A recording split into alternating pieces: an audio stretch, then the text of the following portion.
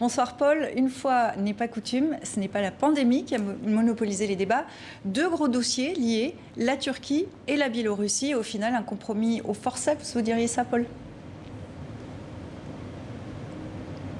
Effectivement, Sylvia, vous savez, ce n'est pas facile de prendre des décisions à 27 à l'unanimité, mais les 27 sont quand même arrivés à un accord sur la Biélorussie. Les 27 ont décidé des sanctions contre une quarantaine de dirigeants biélorusses accusés d'avoir falsifié le résultat des élections présidentielles en août dernier. Alors ces sanctions, c'est à la fois le gel de certains avoirs et l'interdiction d'entrer sur le territoire de l'Union européenne. Mais curieusement, le président Loukachenko est épargné par ces sanctions. Alors, comme vous l'avez dit, c'est un pas été facile parce que Chypre a opéré une espèce de chantage. Les Chypriotes disaient d'accord de sanctionner la Biélorussie, mais il faut d'abord sanctionner la Turquie. La Turquie a constitué le plat de résistance dans tous les sens du terme de ce sommet. Vous connaissez le problème, c'est bien sûr les opérations de forage que la Turquie mène dans les eaux de ses voisins, Chypre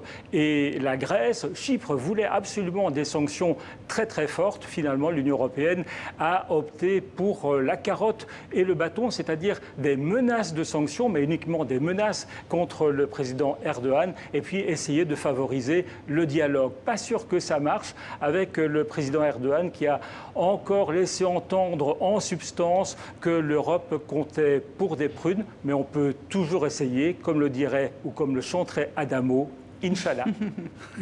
Bonjour Paul. Adamo qui vous passe le bonjour. Merci Paul d'avoir été avec nous depuis Bruxelles suite à ce sommet européen extraordinaire.